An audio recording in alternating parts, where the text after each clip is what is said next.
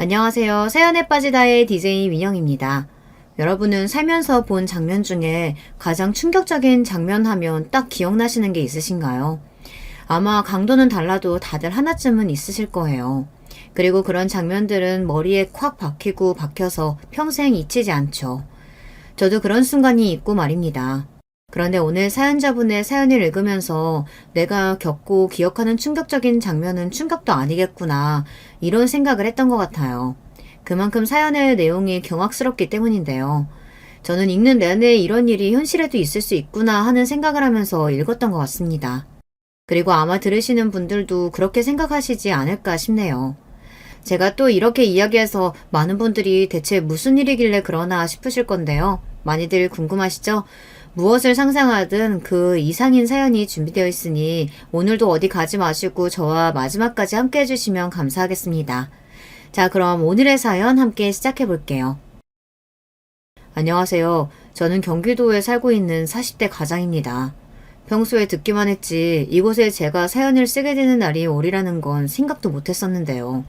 저에게도 이런 날이 오기는 하네요. 오지 않았다면 더더욱 좋았을 날이겠지만 말이죠.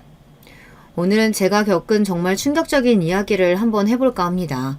그러기 위해서는 우선 저희 아내의 이야기로 이 이야기를 시작해야 할 것 같네요. 저희 아내는 정말 순하고 착한 사람이었습니다. 제가 그런 모습에 반해서 몇 개월을 쫓아다니다가 연애를 하고 결혼을 했으니까요.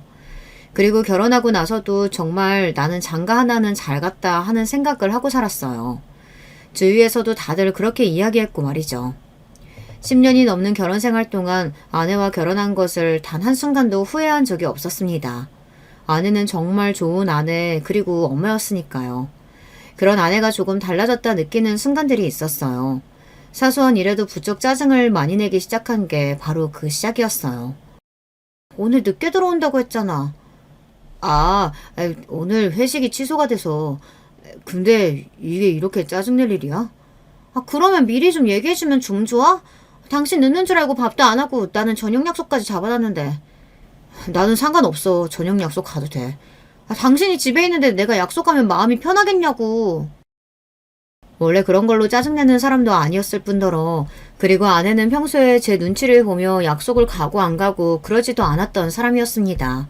그냥 약속이 있다고 저에게 이야기하면 자유롭게 다녀오는 분위기였고요. 이뿐만 아니라 그냥 짜증이 굉장히 많이 늘었습니다. 내가 옷 여기에다 두지 말랬잖아. 그거 입고 나갈 거라 거기에 잠시 둔 거야.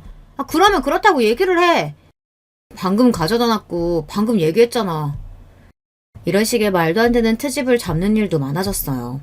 한두 번 쌓이다 보니 저도 결국은 폭발하게 된 날도 있었습니다. 그래서 참지 못하고 아내를 불러다가 물어봤던 적도 있어요. 저는 아내에게 갑자기 이런 변화가 오게 된 계기 같은 게 너무 궁금했거든요. 그리고 만약 계기가 있다면 서로 이야기를 잘해서 고쳐나가야 하는 거고요. 당신 요즘 무슨 일 있어? 제 말에 아내의 반응이 어딘가 심상치 않았습니다. 보통 아무런 일이 없으면 그냥 왜 그러냐, 별일 없다, 뭐 그런 식으로 대답하거나 아니면 무슨 일이 있다면 이렇게 물어봤을 때 뭔가 이야기를 꺼내고 싶은 사람 같은 얼굴을 해야 하잖아요. 그런데 아내는 마치 들켜서는 안 될 것 같은 생각을 들킨 사람처럼 화득잘 놀라며 말을 더듬었어요. 일은 무슨 일이 있다고 그래? 없어. 무슨 일 없는데 당신 요즘 왜 그래? 내가 뭐? 사소한 것도 다 짜증내고 애들한테도 자꾸 버럭버럭 소리 지르고 그런다며. 오죽하면 애들이 엄마 어디 아프냐고 나한테 먼저 물어보겠어? 초등학생인 아이들이 엄마한테 무슨 일 있냐고 아프냐고 그런 말을 저에게 물어볼 정도였으면 사태가 조금 심각했다는 것을 여러분도 아실 수 있을 겁니다. 아내는 정말 누가 봐도 변했어요. 물론 아내는 그걸 인정하지 않으려고 했지만요. 아니야, 아무 일 없어. 똑같아. 그러니까 그런 거 물어보지 마. 안 물어보게 해야 할 거 아니야. 대체 왜 그러는 건데? 아무것도 아니니까 그냥 나한테 신경 쓰지 마. 내가 애들한테는 그런 말 안 나오게 이제 잘할 테니까. 됐지? 그러면 되는 거잖아. 그 말이 아니잖아. 저는 그쯤 되니 정말 답답하더라고요. 무슨 일이 있는 것 같긴 한데 절대 이야기는 안 해주고 아내의 짜증과 화는 점점 늘어만 가고 말이죠. 그래서 친구들에게 이 이야기를 했습니다. 친구들은 이렇게 이야기하더군요. 그거 우울증 아니야? 우울증? 어디서 들었는데 결혼하고 애들 좀 키우고 나서 안정됐을 때 오히려 그때 우울증이 많이 온다던데. 내 인생이 없는 것 같고 내 삶은 뭔가 싶고 그런 생각이 많이 든다고 하더라. 취미생활 같은 거 하면 조금 낫기는 한다던데. 그리고 네가 시간을 많이 내서 어디 같이 다니고 이런 것도 해봐. 나랑 같이 있는 거 싫어하던데. 말은 그렇게 해도 막상 계속 뭐 같이 하려고 하면 좋아질 거야. 그날 친구들의 말을 듣고 집에 가서 아내에게 조심스럽게 이야기를 꺼냈습니다. 혹시 이번 주나 다음 주 주말에 약속 있어? 굉장히 조심스럽게 꺼낸 말이었어요. 그즘 부쩍 짜증이 늘어있었던지라 뭔가 말을 꺼내기가 조심스러웠거든요. 그런데 아내는 이렇게 반응하더군요. 왜? 나는 주말에 약속 없는 사람이야? 맨날 집에서 당신이랑 애만 기다리는 사람이냐고. 사실 제가 아무리 아내를 사랑하고 좋게 생각하려고 노력한다고 해도 이렇게 사사건건 화를 내고 짜증을 내면 대체 어떤 대화를 할 수 있겠나요? 그리고 이게 같이 살자는 건지 말자는 건지 정말 하나도 모르겠더군요. 그때는 저도 폭발을 했던 것 같아요. 그래서 저도 큰 소리를 냈어요. 지금 나랑 같이 살자는 거야, 말자는 거야? 갑자기 무슨 그런 말을 꺼내? 내가 무슨 다른 말을 한 것도 아니고 당신 주말에 시간 있냐고 그 말만 한 건데 거기서 그런 식으로 대답하면 나는 앞으로 당신이랑 무슨 말을 해? 무서워서 어디 말이라도 한번 제대로 걸겠어? 그러면 말 걸지 마. 그러면 되는 거잖아. 이혼이라도 하잔 소리야? 그 말이 어째서 이혼하자는 말이 돼? 그렇잖아. 한 집에서 가족으로 살면서 말도 하지 말라는 게 무슨 말인데 그럼. 그렇게 살 수 있어? 나는 못 살아. 도대체 뭐가 문제인 건지 말을 해줘야 해결을 하든 갈라서든 할 거 아니야. 이렇게 아무 말도 안 하고 사사건건 시비만 걸면 뭐 어쩌자는 건데. 그제야 아내도 아무 말 하지 않고 조용히 입을 다물더군요. 본인이 생각해도 본인이 심하다 생각한 건지 아니면 이혼은 아니라고 생각을 한 건지 어쩐 건지 말입니다. 알겠어. 내가 미안해. 앞으로는 조심할게. 그 이야기가 아니라 문제가 있으면 해결을 해야 할 거 아니야. 문제 없어. 그리고 있다고 해도 내가 말하기 싫다 하면 그냥 나 좀 가만히 내버려두면 안 돼? 그렇게 다 알아야겠어? 저는 더 이상 아무 말을 할 수가 없었습니다. 그렇게 나오는데 거기서 무슨 말을 더 할 수 있었겠어요. 그냥 저도 입을 다무는 걸 선택했던 것 같아요. 사실 그래서는 안 된다는 생각을 했지만 저도 인간인지라 자꾸 그렇게 삐딱하게 나오는 아내에게 빈정이 많이 상했습니다. 제가 그 이후로 말을 걸지 않으니 집안에는 정막만이 가득했어요. 아이들이 눈치를 보는 게 정말 미안했습니다. 아이들은 아무것도 잘못한 게 없는데 부모가 사이가 좋지 않아 보이는 건 바로 알고 눈치를 보기 시작하더군요. 사실 아이들이 아니었다면 저도 그 정도로는 노력하지 않았을 거예요. 이야기 좀 해. 그렇게 살얼음판이던 나날들이 며칠 지나고 제가 먼저 아내에게 말을 했습니다. 아내는 뭔가 마음을 먹은 듯한 얼굴이긴 했어요. 나중에 들었는데 아내는 그날 제가 이혼을 이야기할 거라고 생각했다고 하더군요. 당신이 결정해. 나는 이대로는 더는 못 살아. 우리 눈치 보는 애들 때문이라도 나는 그건 안 돼. 그니까 나랑 살 거면 당신이 연기라도 해서 노력을 하든지 아니면 이혼을 해. 그게 차라리 나을 것 같으니까. 아내는 잠시 고민하더라고요. 저는 아내의 입에서 당연히 이혼하자는 말이 나올 줄 알았습니다. 그만큼 아내의 최근 행동들은 가족에게 정이 다 떨어지고 당장이라도 사라질 수 있는 사람처럼 굴었으니까요. 그래서 아이들이 더더욱 불안해했던 것도 있었고요. 내가 노력해볼게. 그 대답이 저는 더 의외였어요. 뒤도 안 돌아보고 이혼하자고 할 줄 알았는데 말입니다. 아마 아이들 때문일 거라고 생각했습니다. 그래도 애들 엄마고 아이들에 대한 정은 쉽게 뗄 수 없는 것이었으니까요. 정말 그래줬으면 좋겠어. 나는 애들이 불안해하는 거 더 이상은 못 봐. 알겠어. 노력할게. 그 이후로 아내는 조금씩 좋아지기는 했습니다. 갑자기 짜증을 내거나 화를 내는 일도 줄었고 아이들에게도 상냥하게 굴려고 노력했고 말이죠. 저와도 나름대로 대화를 잘했던 것 같아요. 물론 약간 살얼음 위를 걷는 것 같은 기분이기는 했습니다. 언제든 깨질 수 있는 느낌이 들기는 했으니까요. 사실 저는 그 뒤에 일어난 충격적인 일들보다도 그 시기가 가장 힘들었던 것 같아요. 그 뒤에 일어난 일들은 어쨌든 이유는 알았으니 기가 막히고 화가 나더라도 답답하지는 않았었는데 그 시기에는 아내가 왜 저러는 건지 이유를 하나도 몰랐으니 그저 답답해하는 것 말고는 할 수 있는 게 없었거든요. 그래서 더 힘들었던 것 같습니다. 주위에서는 다른 남자가 생긴 거 아니냐 하는 이야기도 했지만 아무리 생각해도 그건 아니었거든요. 일단 아내는 집을 비우는 시간이 적었습니다. 그리고 비우더라도 요 앞에 잠깐 나갔다 오는 수준으로 한두 시간이면 금방 들어오고 말이죠. 그리고 보통 바람이 나면 자신을 꾸미거나 외형적으로 신경을 쓰거나 그런 게 있잖아요. 그런 것도 전혀 없었고 말입니다.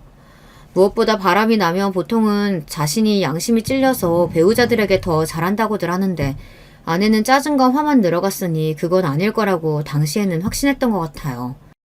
가장 크게 의심한 게 바로 우울증이었는데 그건 제가 어떻게 할 수 있는 게 없었습니다. 병원에 가자고 한번 이야기를 해봤다가 자신을 지금 미친년 취급하는 거냐고 고래고래 소리를 지르며 거의 경기를 하길래 그 뒤로는 말도 못 꺼냈어요. 그렇게 살얼음판을 걷는 것 같은 나날들이 계속되던 어느 날이었습니다. 이게 뭐야? 뭐긴 뭐야, 제사상이지. 그걸 모르는 게 아니고 오늘 무슨 제사 있어? 갑자기 웬 제사야? 아니, 요즘 내 주위에 안 좋은 일들만 있는 것 같아서 어디 물어보니까 이렇게 조상님들 위해서 제사라도 지내고 나면 나아지겠다고들 하길래 한번 해보려고. 아내는 종교가 없기도 했지만 평소에 그런 미신을 믿는 사람이 전혀 아니었거든요. 그런데 갑자기 안 하던 행동을 하니까 이상하잖아요. 그리고 그런 미신적인 행동이 어딘가 무섭기도 하고 말이죠. 그래서 물었습니다. 누가 그래? 어? 아니, 제사 지내는 거 한번 해보라고 누가 그러더냐고. 당신이 말하면 다 알아? 몰라도 얘기해봐, 누군지. 그냥 내 친구가 그랬어. 고등학교 친구. 제가 알기로는 아내가 연락하고 지내는 고등학교 친구가 없었거든요. 다들 사회에서 만난 친구들과 결혼을 하고 나서 만난 친구들이었지 말입니다. 거기서 더 물어도 아내는 대답을 해주지 않을 것 같아서 더 이상 묻지 않기로 했어요. 하지만 정말 많이 이상하기는 했던 것 같아요. 그래서 이번에도 주위에 물어봤습니다. 그거 약간 그런 거 아니야? 사이비 종교 같은 거. 그런데 그런 거 믿으면 돈 같은 거 가져다 바치고 그러지 않나? 그런데 그런 건 전혀 없는데 내가 다 확인해봤어. 아, 그러면 뭐지? 어디서 누구한테 홀린 거 아니고서야 갑자기 사람이 그렇게 바뀌고 그런 행동을 할 수가 없는데. 야, 너 집에 가서 한번 잘 찾아봐. 뭘? 야, 어디 이상한 부적이나 그런 거 숨겨놨을 수도 있잖아. 내가 얼마 전에 텔레비전에서 봤는데 이상한 종교 같은 거에 빠지면 정말 답도 없더라. 초장에 잡아야 한다니까. 친구들의 말을 듣고 온 집안을 뒤져봤지만 그런 건 나오지 않았습니다. 그런데 문득 이런 생각이 들더라고요. 순간적으로 스쳐 지나간 생각이었습니다. 어디 아픈 거 아니야? 라는 생각 말입니다. 몸이 안 좋아서 우울증도 오고 그러다 어딘가 억울한 심정이 들어서 막 뜬금없이 화도 나고 그럴 수 있겠다는 생각이 들더라고요. 게다가 아내가 안 좋은 일을 없애야 한다고 제사까지 지냈다는 거, 그걸 생각하니 더더욱 그럴 수도 있겠다는 생각이 들었습니다. 생각이 거기까지 미친 순간 굉장히 걱정이 되었던 것 같아요. 그리고 모르는 척하고 있을 수가 없었습니다. 당신 나한테 숨기는 거 있으면 그냥 다 이야기해. 갑자기 또 왜 이러는 건데 그런 거 없다니까. 혹시 당신 어디 아파? 그런 제 말에 아내는 정말 황당하다는 얼굴을 했어요. 정말 그런 건 생각도 못했던 사람인 것처럼 말이죠. 저도 아내의 표정을 보고 아 그런 건 아닌가 하는 생각을 했으니까요. 그게 무슨 소리야. 안 아파. 하도 당신이 이상하게 굴고 안 하던 짓을 하니까 내가 별 생각을 다 하는 거잖아. 나는 뭐 안 하던 짓 좀 하면 안 돼? 내가 죄를 저지르고 다니는 것도 아니고 그냥 신경 쓰지 말고 둬. 뭘 해달라는 것도 아닌데 그냥 두는 것도 그렇게 힘들어? 가족끼리 어떻게 그런 걸 하나도 안 묻고 그냥 둬.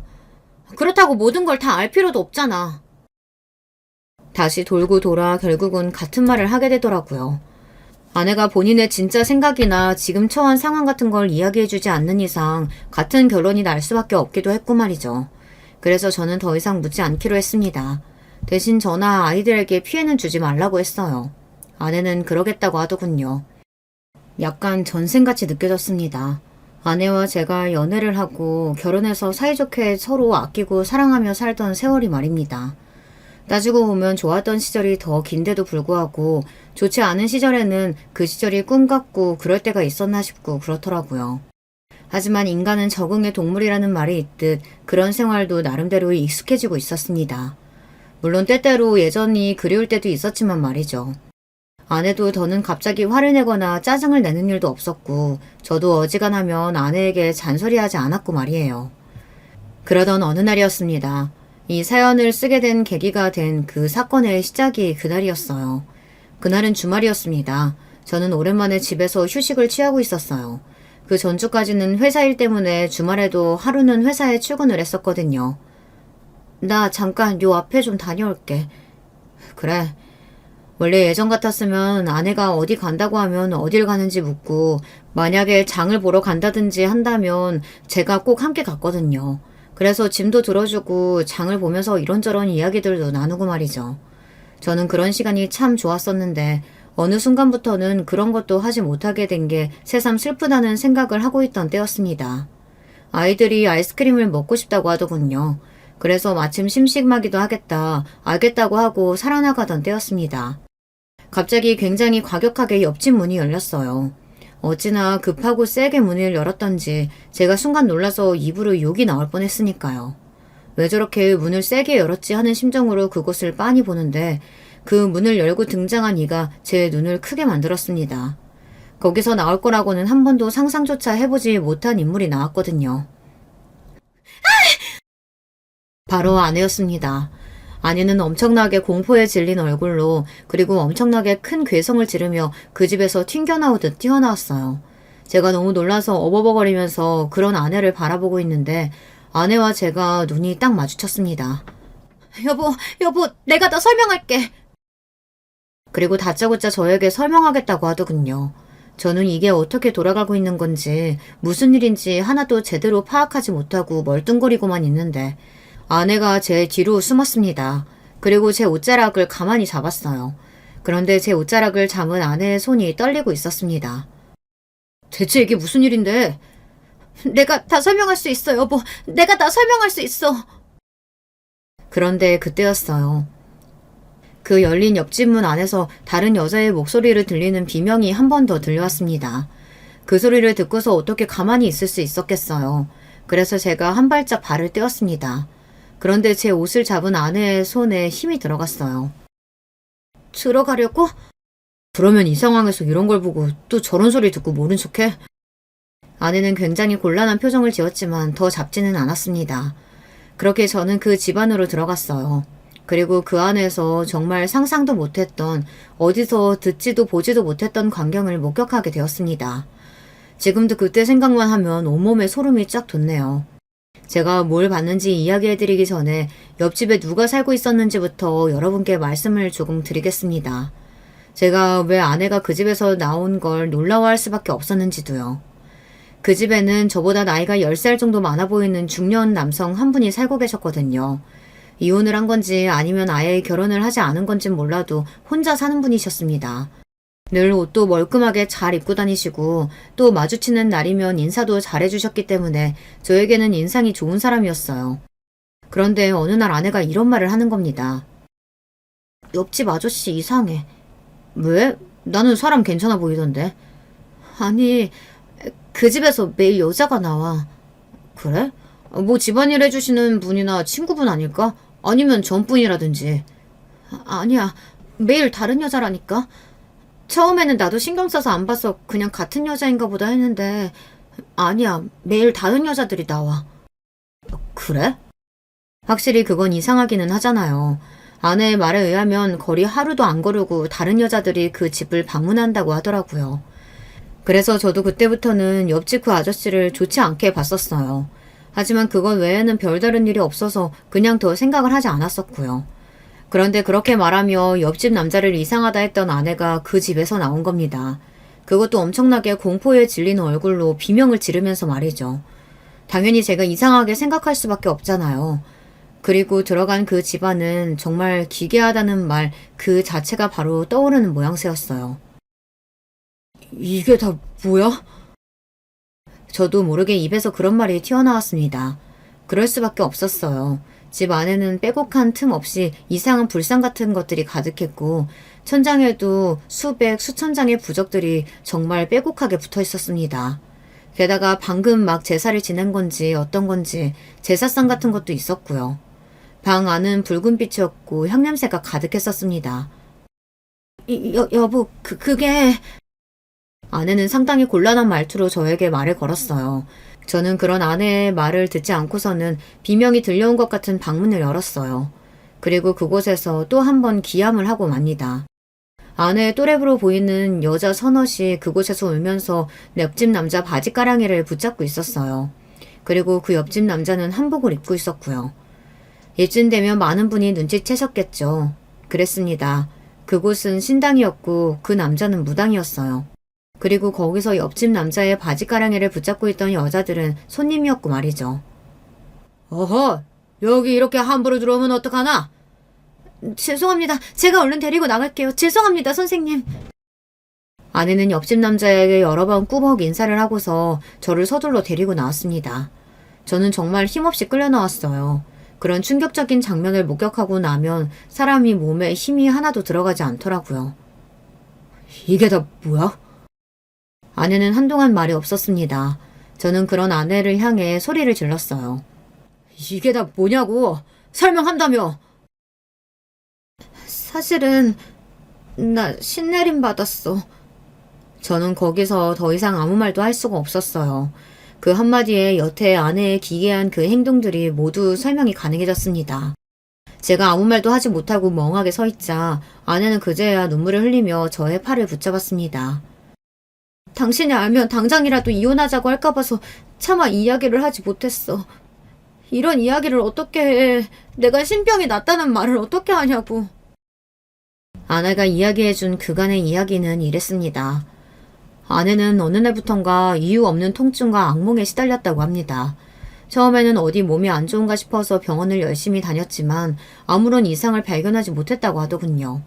주변에서 기가 허해지면 그럴 수 있다는 말을 듣고서는 그 다음에는 한의원을 다니면서 침을 맞고 약을 먹고 그랬다고 말이죠. 몸이 안 좋다는 이야기 한 적 없잖아.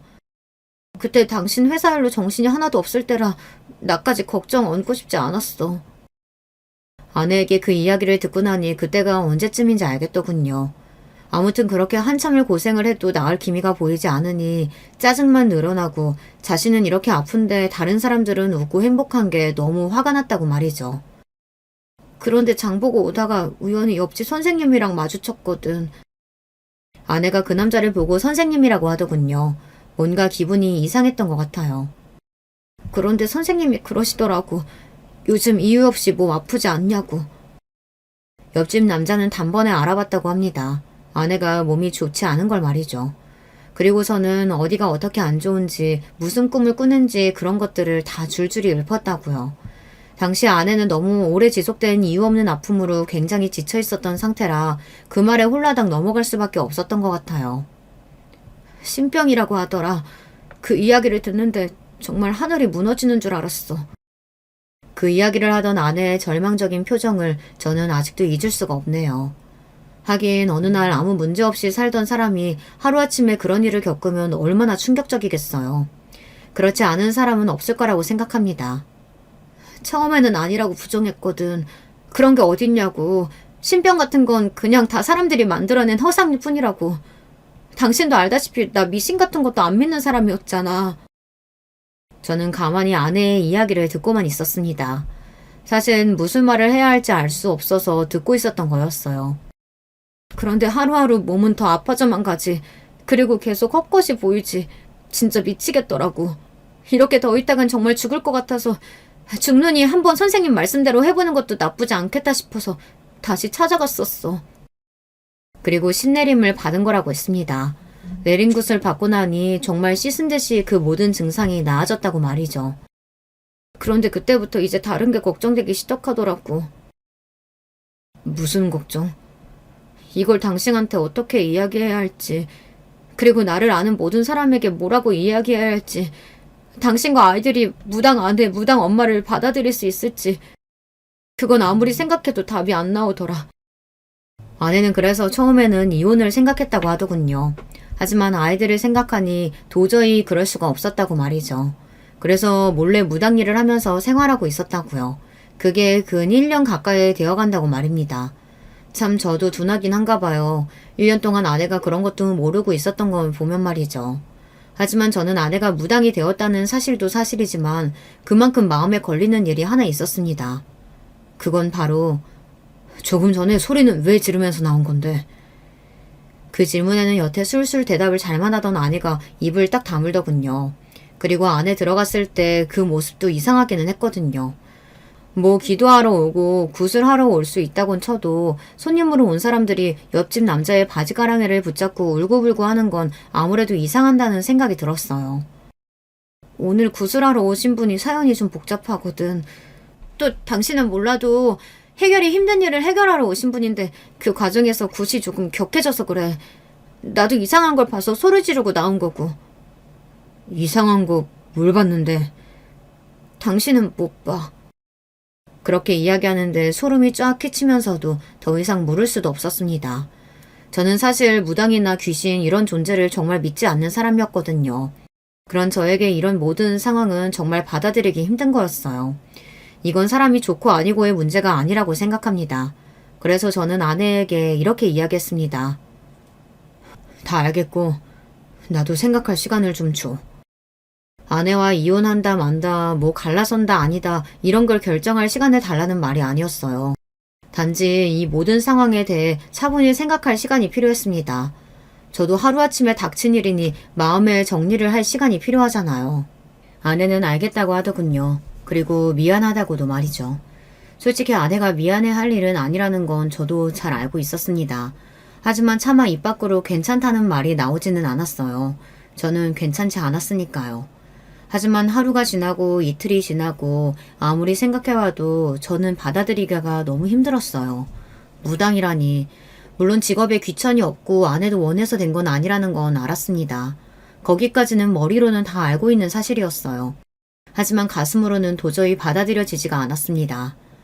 아마 이 사연을 듣고 계신 다른 분들도 저와 같은 일을 겪게 되신다면 저와 비슷하게 생각하지 않으실까 싶어요. 이게 머리로는 이해가 돼도 마음으로 받아들여지지가 않는 일이라는 것도 있는 거더라고요. 그렇게 며칠째 아내에 대해 고민하고 있을 때였습니다. 아내가 먼저 이야기를 좀 하자고 제안하더군요. 마침 저도 굉장히 답답하고 있었던 때라 그러자고 했습니다. 당신 고민이 많아 보여서 내가 그 고민을 좀 덜어줄 수 있을 것 같아서 이야기하자고 했어. 아내는 자신이 제 고민을 덜어줄 수 있을 거라고 하더군요. 제가 지금 무슨 말을 하냐는 영문도 모르는 얼굴로 아내에게 물었습니다. 내 고민을 당신이 어떻게 해결해줘?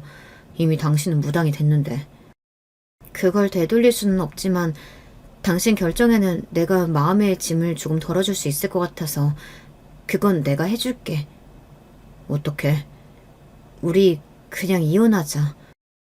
아내가 그러더군요. 이혼하자고 말이죠. 저는 아무런 대답을 하지 못했습니다. 그러지 말자는 말도 하지 못했고 그리고 그러자고도 하지 못했어요.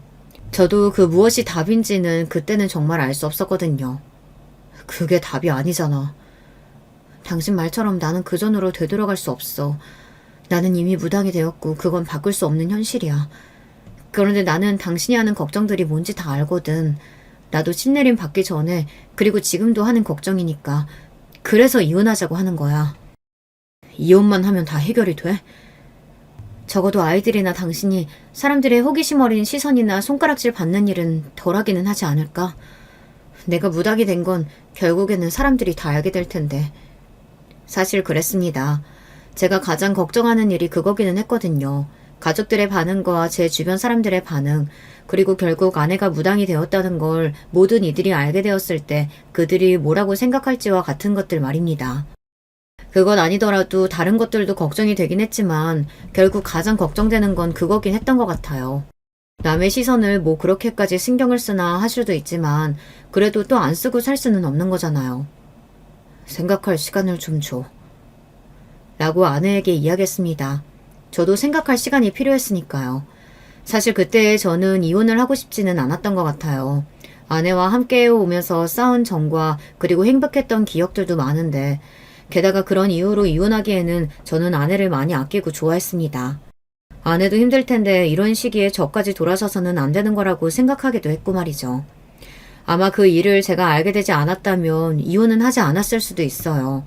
그 일을 보게 된 건 아내와 그 이야기를 나누고 며칠이 지나지 않은 늦은 밤이었습니다. 그 시기에 저는 잠도 제대로 자지 못했거든요. 당연하죠. 그런 일이 있는데 어떻게 잠을 잘 수 있었겠어요. 그래서 그날도 잠을 이루지 못하고 있었습니다.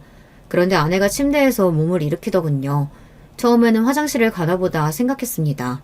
그런데 일어나는 폼이 이상하더라고요. 저를 살폈습니다. 제가 깨어난 건지 아닌지 말이죠. 그 순간 이건 내가 따라가 봐야겠다 하는 생각을 했던 것 같아요. 그래서 아내가 나가기를 기다렸다 조용히 현관문에 길을 가져다 댔어요. 아니나 다를까 옆집으로 가는 것 같더라고요. 이 시간에? 사실 이상하잖아요. 손님을 받을 시간도 아닌데 이 시간에 왜 옆집을 가느냔 말이죠. 잠시 고민하다가 따라갔습니다. 사실 옆집 문이 잠겨 있으면 제가 따라 나가봐야 아무 소용이 없기는 했지만 그래도 나가봤어요. 그런데 문이 열려 있었습니다. 아내가 급하게 들어간 건지 어떤 건지 아주 작은 틈이 보였어요. 그래서 살짝 당겨봤는데 열리더라고요. 저는 열린 문고리를 가만히 잡고 숨을 몰아쉬었어요. 뭔가 마음의 준비를 해야 할 것 같은 기분이 들었거든요. 눈을 감고 심호흡을 하다 안으로 천천히 들어섰습니다. 그 집안은 다시 봐도 정말 귀괴한 모양을 하고 있었어요. 제가 점을 보러 신당에 가본 적은 없었지만 그래도 그런 모습은 아닐 것 같다는 걸 알 수 있었어요. 그리고 향냄새, 그것도 아마 오랫동안 잊지 못할 것 같아요. 저희 옆집이었으니까 집 구조를 대충 알잖아요. 그래서 어두워도 어디가 어디인지 대충 알기는 하겠더라고요. 촛불이 희미하게나마 켜져 있기도 했고 말이죠. 그런데 틈새로 희미한 빛이 보이는 방이 있었습니다. 일단은 그 앞에 섰어요. 그리고 한번 마음의 준비를 다시 했습니다. 정말 머릿속으로 굉장히 많은 생각을 했던 것 같아요. 그 문을 열고 싶기도 했고 또 열고 싶지 않기도 했던 것 같아요. 하지만 거기까지 간 이상 그 문을 여는 것 말고는 다른 선택을 할 수가 없었습니다. 그래서 심호흡을 하고서는 문고리를 돌렸어요. 그런데 그때 제가 눈을 감았거든요. 아마 보기 싫은 마음에 그랬던 것 같습니다. 여보. 그리고 아내가 저를 부르는 소리에 감았던 눈을 떴어요. 그리고 눈 앞에 펼쳐진 광경에 저는 그 자리에서 이성을 잃었습니다. 아내가 그 옆집 남자와 미래를 나누고 있는 장면을 목격해버린 거였거든요. 원래 이야기를 듣고 생각하는 것보다 직접 보는 게 훨씬 충격이 크잖아요. 그리고 바로 와닿기도 하고 말이죠. 저는 아마 그 장면은 절대 죽어도 잊을 수 없을 것 같아요.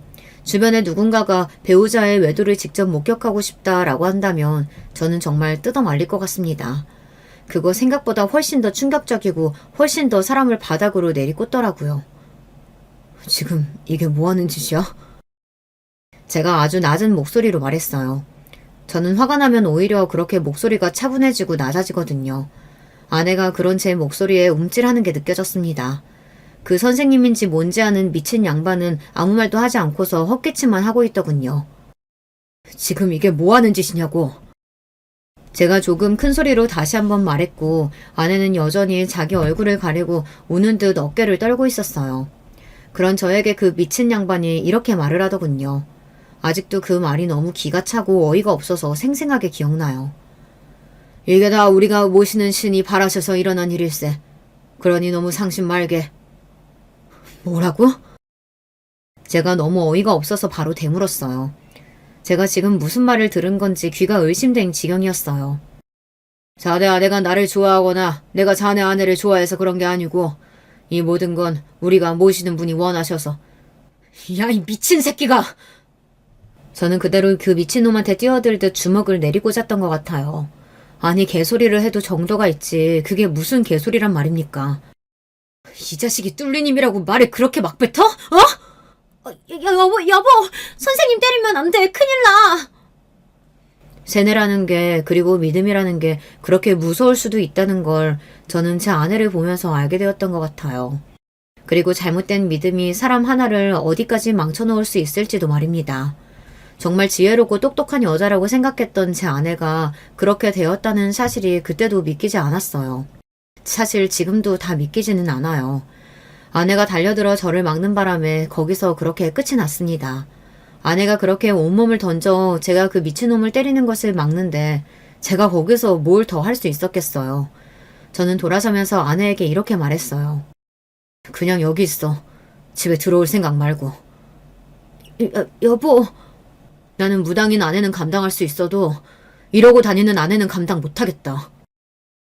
아내는 다시는 이런 일이 없을 거라는 둥, 죽을 죄를 지었다는 둥, 그런 이야기를 하면서 저에게 빌거나 하지 않더군요. 그때는 왜 그렇게 하지 않지 하고 생각했었는데 지금 생각해보면 아내는 하지 못한 겁니다. 다시는 그런 일이 없을 거라는 건 본인도 장담할 수 없으니까요.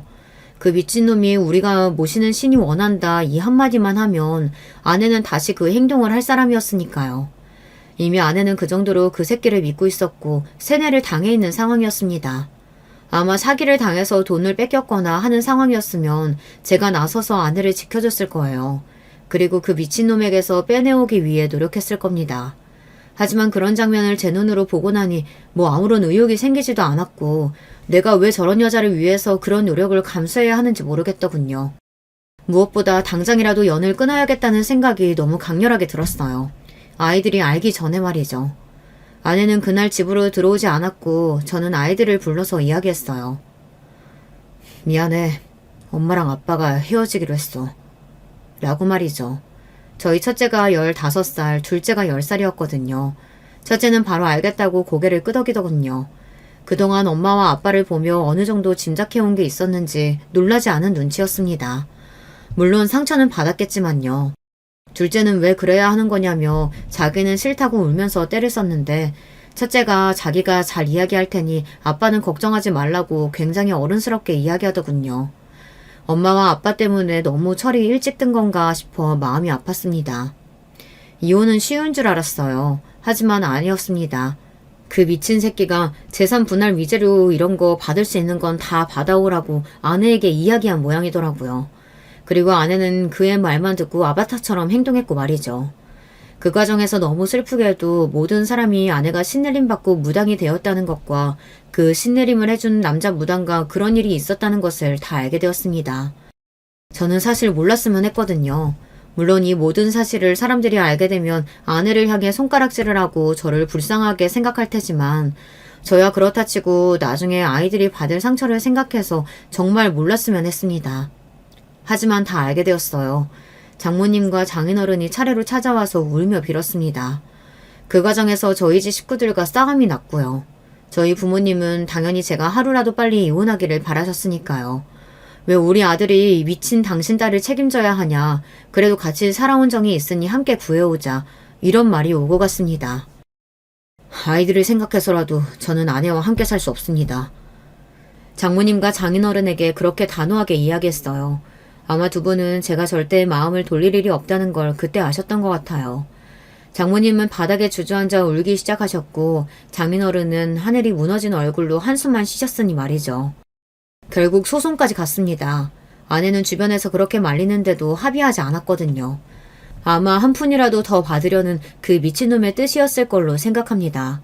장인어른과 장모님이 울고불고 하면서 아내에게 그냥 도장을 찍으라고 했지만 아내는 꿈쩍도 하지 않았거든요. 이혼 소송은 끝까지 갔고 저는 아내에게 위자료는 주지 않고 재산 분할만 일정 부분 해주는 걸로 결론이 났습니다. 큰 금액은 아니었기에 그냥 거기서 마무리했어요. 뭐 더 하려면 할 수도 있었지만 당시에 저는 무척이나 지쳐있는 상태였거든요. 아내와 그 미친놈을 더 이상 보고 싶지 않았어요. 잘 살아. 나는 그냥 네가 하루라도 빨리 정신을 차렸으면 좋겠다. 너를 위해서라도. 저는 아내를 걱정해서 진심으로 한 말이었지만 아내는 귀뚱으로도 듣지 않는다는 걸 알 수 있었습니다. 하지만 저는 아내가 정말로 하루라도 빨리 정신을 차리길 바랬어요. 본인을 위해서도 그리고 본인의 가족을 위해서도 나아가 자식들을 위해서도 말입니다.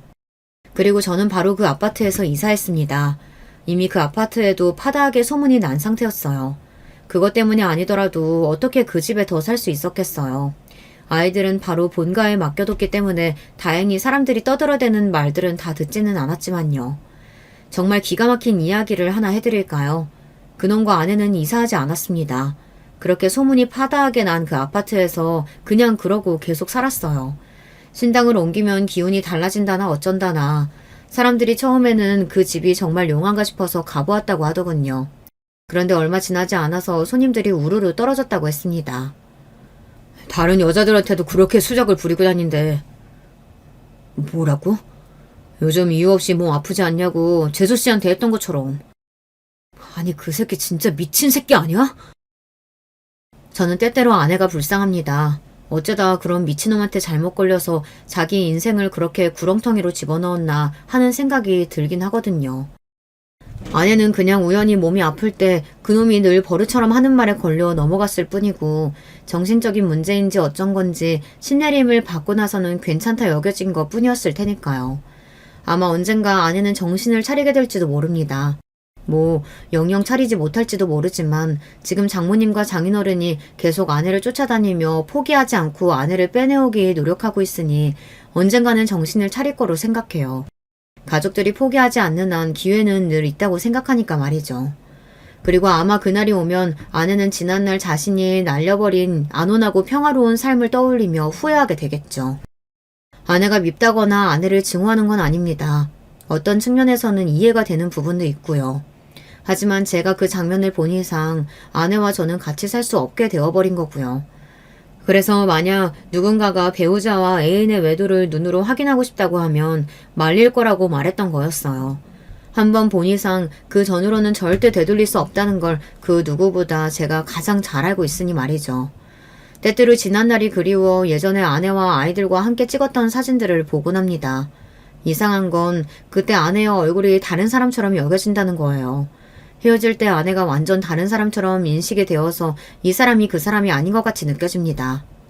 아마 마지막에 헤어질 때 아내의 모습이 제가 그간 봐왔던 모습과는 너무 달라서 그런 게 아닐까 싶기는 합니다. 그래서 저는 그 이후 아내의 모습은 떠올리지 않으려 해요. 저에게 좋을 게 하나도 없을 것 같아서요. 그냥 마음속에서 그 이후의 아내는 이제 세상에 없는 사람이라고 생각하고 그 전에 아내와의 추억들을 생각하는 것을 억지로 하지 않으려고는 안 할 거예요. 그런 충격적인 일을 겪은 것 치고는 저는 잘 살아가고 있습니다. 이사도 잘했고 회사도 계속 잘 다니고 있고 그리고 잘 먹고 잘 자고요. 주말에는 아이들과 시간을 보내기도 하면서 말이죠. 둘째는 아직도 엄마를 찾아서 마음이 아프기는 하지만요. 이렇게 하루 이틀 그날 열심히 살다 보면 언젠가 정말 괜찮아지는 날이 오지 않을까요? 아직은 떠올리면 상처가 되는 일이라 꺼내보기 힘들지만 말입니다. 시간이 약이라는 말만 믿고 요즘은 하루하루에 최선을 다하고 있어요. 주변에서 사람으로 받은 상처는 사람으로 치유하라고 자꾸 사람을 소개해주겠다고들 하는데 저는 아직은 조금 힘들 것 같아서 다 거절하고 있기는 해요. 그건 시간이 조금 지나야 할 것 같거든요. 아니면 이렇게 아이들과 계속 혼자 사는 것도 나쁘지 않을 것 같고 말이죠. 물론 부모님은 걱정이 되시는지 재혼 이야기를 꺼내시기는 하지만요. 당분간은 이렇게 지내보려고 합니다. 그리고 시간을 조금 빼서 아이들과 여행을 다녀올까 싶기도 하고요. 좋은 생각인 것 같지 않나요? 제 이야기는 여기까지입니다. 아마 많은 분들이 세상에 저런 일도 있구나, 어떻게 저런 일도 있지 하면서 제 이야기를 들으셨을 거로 생각합니다. 저는 일단 제 주변에는 저 같은 일을 겪은 사람을 본 적이 없거든요. 한뿌리를 위해 사연을 쓰기 시작한 거니까 많은 분이 너그러운 마음으로 이런 사람이 이런 일이 있었구나, 너무 안 됐다 하고 생각해 주시면 감사할 것 같습니다. 이 사연을 쓰면서 저는 조금은 가벼워진 것 같네요. 긴 이야기를 여기서 이제 마무리해야 할 것 같아요. 마지막까지 제 이야기 들어주셔서 감사합니다. 여러분들에게는 늘 좋은 일만 있으시길 소망하겠습니다. 언제나 건강하세요. 안녕하세요. 저는 30 후반에 서울에 살고 있는 가정주부입니다. 항상 듣기만 하고 있었는데 몇 년 전에 생겼던 일을 좀 같이 이야기 나누고 싶어서요. 혹시 저나 제 시댁과 비슷한 일을 겪으셨던 분이 계셨는지 알고 싶기도 합니다. 좀 불안하기도 하고 아직까지도 놀란 가슴이 진정되지 않는 일이거든요. 저는 20대 중반에 결혼했어요. 요즘 평균보다는 꽤 이르게 결혼한 편인데요. 저희 시댁이 이런저런 단점은 있어도 정이 있고 인심이 있는 가족이에요. 수도권에서 좀 넓은 주택 사서 내려가서 살고 계신데요. 아버님이 좀 가부장적이시고 엄격한 분이시긴 한데 어머님이 다정하고 자식들 예뻐해 주시는 성격이시거든요. 남편은 삼형제인데요. 남편이 둘째라서 시아주버님과 시동생이 있어요. 시아주버님은 이미 저희가 결혼하기 몇 년 전에 미리 결혼해서 애까지 있으셨고요. 남편도 결혼할 당시에 27이었으니 저나 남편이나 꽤 빨리 결혼했다고 할 수 있죠. 다만 시동생이 결혼이 좀 늦은 편이었어요. 시아주버님이나 남편은 대학 졸업 후 얼른 취직해서 돈벌이를 시작한 반면 시동생은 대학에서 좀 오래 공부를 했거든요. 아무래도 공부를 하느라고 주머니 사정이 넉넉지 않다 보니 결혼하기가 꺼려졌던 모양이었어요. 시동생하고 그리 친하지 않아서 자세히 이야기는 못 해봤지만요. 시댁이 상당히 부유한 편이기는 했는데 그래도 나이 찬 남자가 부모님한테 용돈 받아서 쓰며 공부를 하니까 연애를 하기가 그리 녹록지는 않았겠죠? 게다가 시동생이 그렇게 잘생긴 편은 아니었거든요. 그렇다고 못생겼다고 하기는 좀 그렇고 딱 그 나이까지 공부만 한 샌님처럼 생긴 편이었어요. 둘째 형이 남편하고 나이 차이도 꽤 지는 편이라서 형들한테 무척 고분고분하고 순종적인 막내 동생이기도 했고요. 저하고도 나이 차이가 좀 나니까 저한테도 언제나 형수님 형수님 하면서 잘 따랐어요. 저한테는 그 나이대 남자하고 친해지는 게 좀 힘들었지만요. 사실 손윗동서하고 저하고도 나이 차이가 좀 있었어요. 시아주머님하고 시아버님이 많이 닮으셨고 손윗동서하고 시어머님하고 많이 닮았죠. 손윗동서도 다정하고 어른스러운 분이라고 해야 할까요? 뭐든지 다 들어주시고 챙겨주시고 그런 분이었어요. 반대로 시아주버님은 엄격하고 꾸지람 잘하시는 분이었고요. 동네에서 싸움도 좀 잦으셨는데 그만큼 또 잘할 때는 가족들한테 너무 잘하셔서 손윗동서, 그러니까 형님하고 되게 잘 맞으시는 것 같더라고요. 형님은 항상 시아주버님 흉을 보시기는 했는데 그 속에 정이 듬뿍 들어있는 그런 타입이셨어요. 그렇게 살다가 저희 결혼한 지 한 7년쯤 지났을 때 시동생이 드디어 결혼한다고 하더라고요. 그동안 연애하는지도 몰랐는데 어떻게 갑자기 결혼을 한다고 하나 솔직히 놀랐었어요. 제가 시동생 결혼할 여자가 있다는 소식을 남편한테 들었었는데 남편도 놀랐다면서 웃더라고요. 나도 몰랐어. 걔가 연애를 하고 있었을 줄이야. 난 진짜로 도련님이 못소린 줄 알았어. 아니, 물론 뭐 그렇게 공부도 많이 하고 사지 멀쩡한 사람이지만 그래도 되게 순진하시잖아. 그렇지. 나도 당연히 그렇다고 생각했는데 이번에 여자를 마음에 드는 사람을 만났나 봐. 그리고 걔도 이제 취업했으니 좀 여유가 생겼겠지. 물론 당시 도련님이 막 취업을 했던 시기라서 결혼할 여자를 데려온다는 것 자체는 이상할 게 없었어요. 하지만 도련님을 아는 저로서는 진짜 신기하더라고요. 솔직히 정말 쑥맥에 연애 쪽으로는 아예 아는 것이 일도 없는 그야말로 못쏠 그 자체인 청년이었거든요. 제가 당시 33이었는데 그 정도로 순진한 남자를 본 적이 없을 정도였어요. 그래서 제가 좀 걱정이 되기는 했었거든요. 사실 저렇게 순진하고 공부만 한 청년을 누가 데려가나 싶기도 했고요. 시댁이 좀 형편이 넉넉한 편인지라 혹시 그걸 노리고 들어오는 며느리가 있으면 괜히 가정에 분란이 생길까봐 걱정이 되었어요. 솔직히 저희 시댁 식구들이 뭐 단점은 다들 있긴 했어도 기본적으로 서로 존중 잘해주고 말이 통하는 사람들이었거든요. 사이도 단란하고 아주 좋았어요. 그래서 그 소식을 들은 주말에 남편하고 같이 시댁으로 내려갔어요. 뭐 내려간다고 해봐야 경기도라서 잠깐 차 타고 가면 금방이었지만 아무튼 전원주택 사서 살고 계셨으니까요. 저는 시부모님하고 같이 식사를 하면서 은근슬쩍 집안을 둘러보았는데 보통 주말에는 집에서 반려견하고 같이 놀던 도련님이 안 계시더라고요.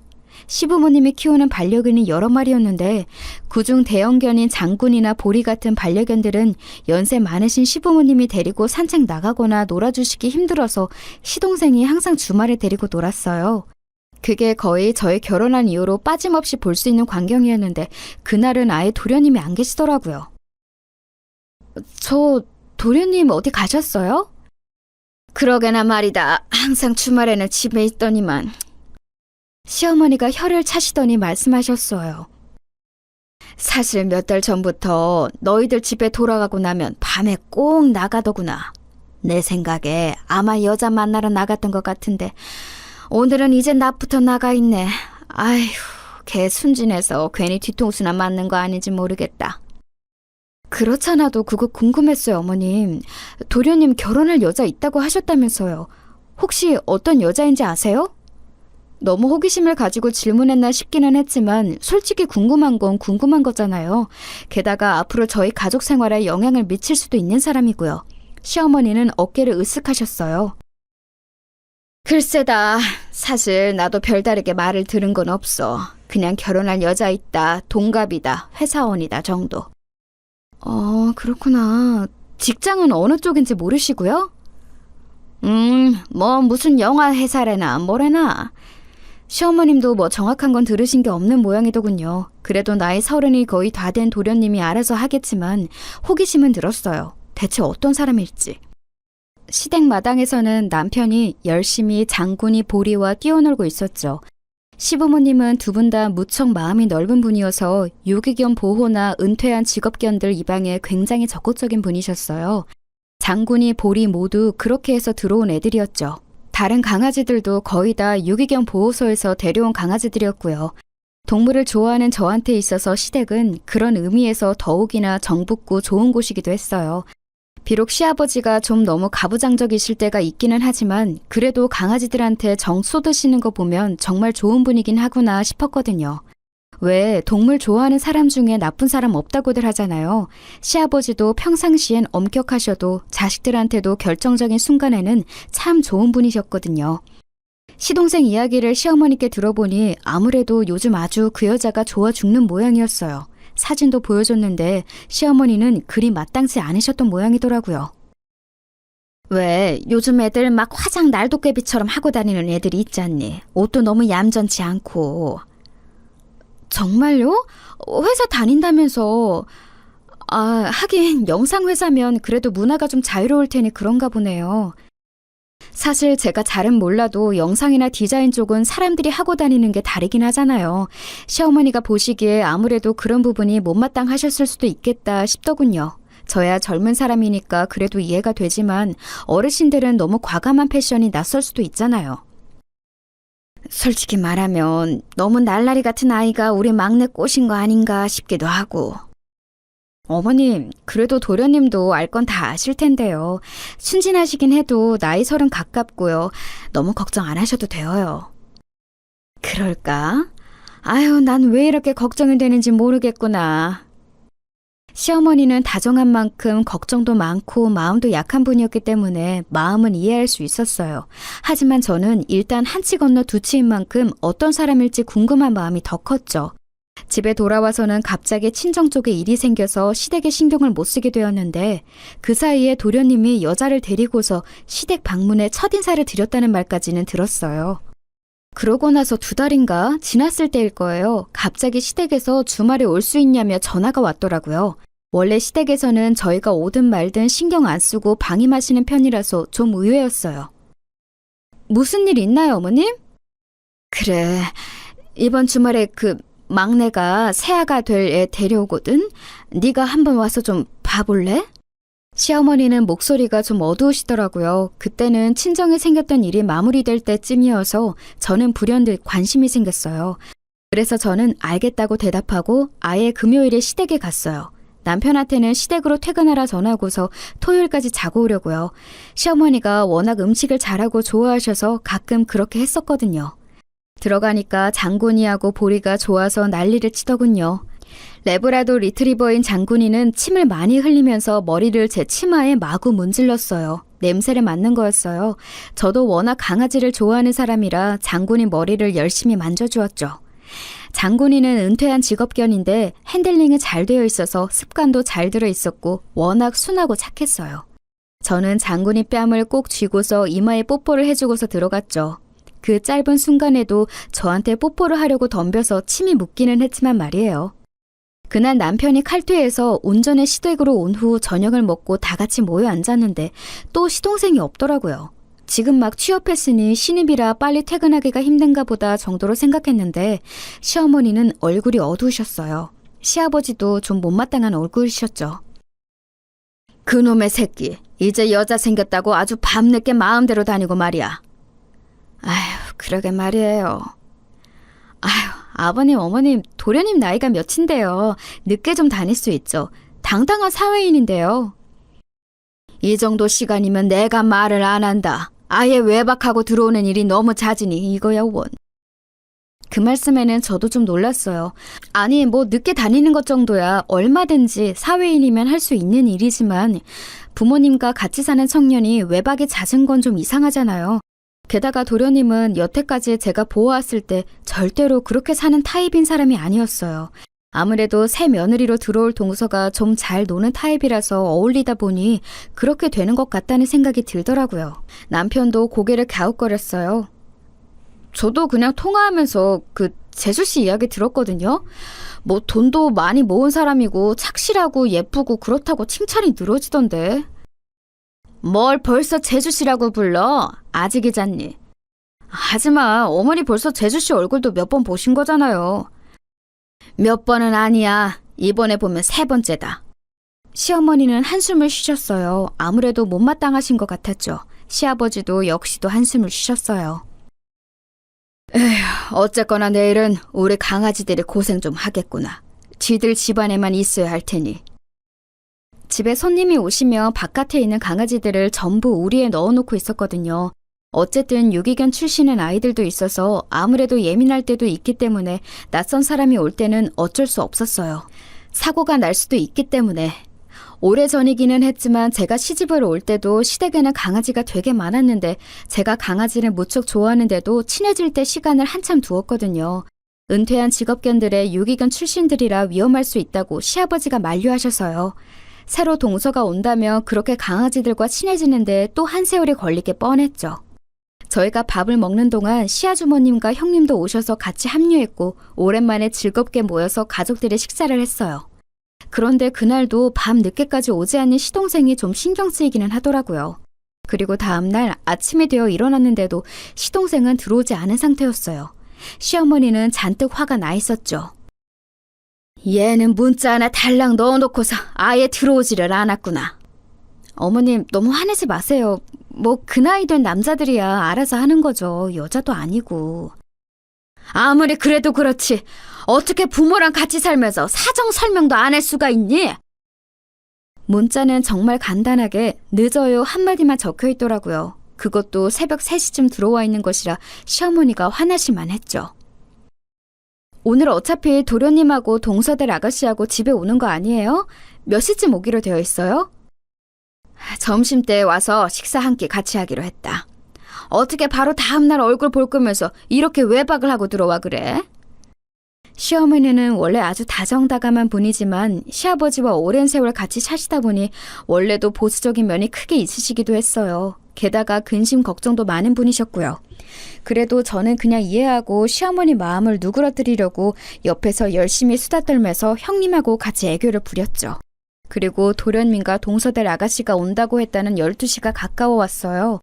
딱 12시가 되었는데 그전까지는 아무런 연락도 없고 문자 한 통도 넣지 않더라니 시간이 넘었는데도 연락이 안 되더라고요. 새 동서 본다고 시아버주머님과 형님, 저와 저희 남편까지 와서 멀뚱히 기다리고 있는데 정작 도련님과 예비 동서가 오질 않자 시아버지가 화가 많이 나셨어요. 시아버지는 도련님한테 전화를 계속했지만 연결이 되질 않았죠. 시어머니는 화가 나기보다는 걱정이 더 커지셨는지 안절부절 못하셨고요. 그런데 12시를 한참 넘긴 1시쯤 전화 연결이 되었어요. 너 이 녀석 지금 어디 있는 게냐? 아버지 죄송해요. 지금 거의 다 왔어요. 바로 앞이에요. 그 말에 마당 밖을 보니 정말로 도련님 차가 들어오고 있더라고요. 시동생은 당황한 얼굴로 차에서 허겁지겁 내려서 집으로 들어왔죠. 시동생 옆에 타고 있던 아가씨도 그 뒤를 따라서 들어왔어요. 아가씨는 시동생과 동갑이라고 했는데 나이보다 무척 어려 보이더라고요. 뭔가 표정이 순진해 보였는데 솔직히 말하면 순진하다 못해 좀 생각이 없어 보였다고 해야 할까요? 뭔가 알 수 없이 세상 물 좀 모르는 혹은 좀 뭘 모르는 것 같은 맹해 보이는 느낌의 아가씨였어요. 들어와서 가족들과 대면하고서는 처음에 눈을 어디다 둬야 하는지도 잘 모르는 것처럼 자꾸 시선을 피하고 손을 꼼지락거리더라고요. 그래, 왔냐? 네, 아버지 늦어서 죄송해요. 형수님 죄송해요. 아니다, 뭐 무사히 왔으면 됐지. 재수씨 오셨군요. 네. 예비동서는 말끝을 느리면서 몸을 꼬았어요. 좀 이상해 보이더라고요. 애교가 많은 타입인가 싶고 눈을 자꾸 피하는 거 보니 부끄러워서 그런가 싶기도 했고요. 그래서 저는 도리어 명량하게 인사를 했어요. 반가워요, 동서. 이쪽은 우리 형님이고 난 둘째. 앞으로 잘 지내봐요. 네. 예비동서는 제가 내민 손을 망설이다가 맞잡더군요. 근데 손끝이 묘하게 차갑고 자세히 보니까 안색도 안 좋아 보였어요. 혹시 예비동서가 몸이 안 좋아서 늦어진 건가 싶더군요. 저는 좀 이해가 가서 얼른 예비동서를 끌어다가 소파에 앉으라고 하고 식사를 차리러 들어갔어요. 그런데 예비동서를 처음 보고 나니까 시어머니가 못마땅해 하신 게 이해는 되더라고요. 적어도 예비 시가에 오는 날인데 상당히 짧은 스커트에 높은 하이힐에 진한 화장. 물론 뭐 안 되는 거야 아닌데 어른들한테 절대 좋은 인상을 주기는 힘든 패션이었어요. 부엌에 함께 들어온 형님도 고개를 갸웃거리면서 웃으시더군요. 요즘 젊은 아가씨들은 시댁 어른들 입맛에 맞으려고는 안 하네. 그러게 말이에요. 뭐 워낙 자유분방한 사람들이 많으니까요. 벌써 우리 때랑 너무 달라. 그렇지? 저희는 웃으면서 이야기를 나눴지만 시어머니는 얼굴이 어두우시더군요. 지난번에 봤을 때도 이런 식이었다면 시어머니가 마음에 들지 않으시는 것도 이해가 갔어요. 그런데 식사를 시작하니까 또 좀 이상하더라고요. 밥을 먹는데 예비동서는 시아버지가 뭐라고 말씀하시면 얌전하게 대답을 잘하면서 대화를 이어나갔어요. 평범한 그 나이대 아가씨 같은 느낌이었죠. 옷차림새가 좀 요즘 애들 느낌이라서 그렇지 사실 가족으로 맞이하면 괜찮을 것 같다는 기대도 들었고요. 그 곁에서 도련님도 굉장히 싱글벙글 웃으면서 이야기를 나눴는데 정말 예비동서를 너무너무 좋아하는 게 눈에 보였어요. 자세히 보니까 예비동서가 진짜 미인이긴 하더라고요. 처음에는 옷차림새와 화장만 눈에 들어왔는데 얼굴 생김새 자체가 예쁘고 몸도 너무 날씬하고 그랬어요. 저는 남편 옆구리를 쿡 찌르면서 그랬죠. 자기야, 예비동서 되게 날씬하고 예쁘다. 그치? 자기도 처녀 시절에 엄청 날씬했어. 그리고 훨씬 예뻤는데 무슨 소리야. 남편의 태연한 대답에 저는 약간 감동했지만 그래도 괜한 심술이 나서 다시 한번 남편을 찔렀어요. 지금은 안 날씬하고 안 예쁘다는 소리야? 아니, 지금도 예쁘지. 예쁘고 말고. 날씬하지는 않다는 소리네. 저는 괜한 장난기가 돋아서 남편에게 장난을 걸어댔어요. 남편도 평소에 워낙 농담 잘하는 저를 잘 알기 때문에 그리고 남편 본인도 그런 농담을 좋아해서 서로 깔깔대고 웃었죠. 그런데 그때 예비동서가 저희 대화를 들었는지 잠깐 저희를 바라보더라고요. 얼굴은 너무 예쁜데 표정이 묘하게 맹한 데가 있어서 좀 이상했어요. 예비동서의 시선을 느끼고서 저희가 장난을 멈추고 머쓱하게 웃었는데 예비동서가 그러더군요. 저기, 날씬하진 않죠. 네? 저는 순간 귀를 의심했어요. 맥락상 저하고 남편이 하던 대화에 끼어들은 것 같기는 한데 저게 지금 오늘 처음 만난 손윗동서한테 할 소리인가 싶더라고요. 같이 식사를 하던 가족들 모두 젓가락질을 멈추고 얼음이 되어서 저희를 바라보고 있었어요. 실제로 제가 그린 날씬한 편은 아니었고 상당히 통통한 건 사실이었지만 실제로 통통하니까 더 말을 조심해야 하는 거 아닌가요? 근데 너무 창졸간의 한 소리라서 저는 뭐라고 해야 할지 알 수가 없어서 멀뚱하게 예비동서를 바라봤어요. 예비동서는 그런데 자기가 잘못된 말을 했다는 걸 전혀 알지 못하는 것처럼 저를 마주보더니 해질거리면서 웃고서는 밥을 마저 먹더군요. 제가 명랑하고 장난 잘 치는 성격이긴 한데 반대로 화도 잘 내는 편이거든요. 불같이 화를 내고는 해서 동네에서도 좀 잘 싸우는데 그래서인지 남편이 불안해하면서 제 손을 잡았고 시동생도 눈치를 봤어요. 그런데 예비동서에 그 묘하게 풀어진 얼굴을 보고 있으니까 그냥 화가 안 나더라고요. 그냥 좀 이상한 사람인데? 싶은 생각만 들고요. 솔직히 말하면 정말 정상적인 사람 맞나 싶더라고요. 아까 처음 현관에서 봤을 때부터 솔직히 좀 이상한 느낌이 들었는데 지금 보니까 정말로 약간 경계성 지능이라고 하죠. 쉽게 말하면 약간 모자란 사람 같은 느낌이 들기도 했어요. 저는 그냥 아무 말도 안 하고 다시 식사를 했고 둘러앉은 가족들도 약간 멍청해져서 조용한 채 밥을 먹었죠. 예비동서는 밥도 별로 많이 먹지 않고 거의 절반을 남긴 채로 젓가락을 내려놨어요. 그냥 입맛이 없는 것 같았죠. 그러고서 묘하게 집안 분위기가 다운된 채로 거실에 앉아서 차를 한 잔 마시고 다과를 먹었어요. 그래도 가족들한테 인사하러 왔다는데 밥만 먹고 돌려보낼 수는 없었으니까요. 예비동서는 또 다가 먹으면서는 사람이 괜찮더라고요. 사과를 집어먹다가 두어 번 떨어뜨렸는데 옆에서 시동생이 시겁하며 그것을 집어 자기 입에 넣는 눈꼴신 꼬라지를 보여주기도 했는데 뭐 결혼하기 전에는 다들 저렇게 연애하는 거다 싶기는 했어요. 도리어 시동생이 그렇게 예비동서를 좋아하는 모습을 보니까 차라리 안심이 되더라고요. 혹시 진짜 약간 모자란 사람이어도 저렇게 지극정성이면 돌봐가면서 잘 살겠지 싶어서요. 그렇다고 뭐 평균에서 아주 많이 다른 사람도 아닌 것 같긴 했으니까요. 시댁 식구들 분위기가 다 이상한 상태에서 어찌어찌 만남이 끝났어요. 시동생은 예비동서를 바래다주고 온다며 나갔고 저희는 미묘한 표정으로 모여 앉았죠. 좀 이상하지 않아요? 그렇지? 그래서 너희들더러 한번 봐달라고 한 거다. 약간 모자란 것 같아요. 그런데 그렇다고 아주 이상한 건 아니고 정상 범주이긴 한 것 같은데. 다들 느낀 건 똑같은지 가족들은 한숨을 쉬었어요. 저야 한 치 건너 두 치니까 시동생이 그렇게 좋아하면 어떻게든 데리고 살 거라고 속편한 생각을 하는 거지. 사실 시부모님 입장에서는 그렇지 않을 거 아니에요? 어두운 두 분 표정을 10분 이해할 수 있었죠. 너무 부정적으로 보지는 마시고요. 어차피 지금 도련님 예비동서 너무 좋아해서 결혼 당연히 할 것 같은데 괜히 사이만 나빠질지 몰라요. 그래도 결혼 전까지 자주 모여서 얼굴 보고 익숙해질 필요는 있을 것 같고요. 그래, 그건 그렇다. 다 큰 자식, 지 결혼 지가 알아서 해야 하는 거지. 우리가 끼어들 일은 아니지. 시아버지는 가부장적이셨지만 이런 부분에 있어서는 또 굉장히 트인 분이셨죠. 결혼이야 너희 자식들이 알아서 하는 거라면서 말을 얹지 않으셨어요.